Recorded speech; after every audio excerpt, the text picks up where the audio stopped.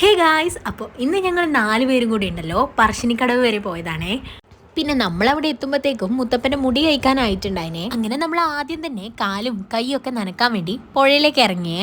അവിടുത്തെ സ്റ്റെപ്പിനൊക്കെ ആണെങ്കിൽ നല്ല വഴുക്കലുണ്ടായിനെ, അതുകൊണ്ട് സൂക്ഷിച്ചിട്ടാണ് ഇറങ്ങിയിട്ടുണ്ടായത്.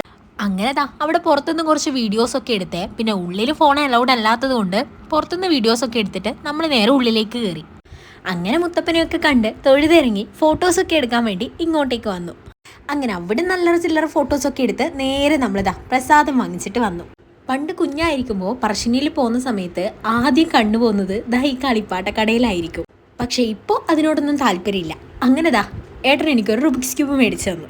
അങ്ങനെ അവിടുന്ന് നമ്മൾ ഈ പൊരിയും ഹൽവയും മുറുക്കും പിന്നെ പണ്ടത്തെ കുറേ മുട്ടായികളൊക്കെ കിട്ടുന്ന കടയില്ലേ, അങ്ങനെ അവിടുന്ന് കുറച്ച് സാധനങ്ങളൊക്കെ മേടിച്ചു.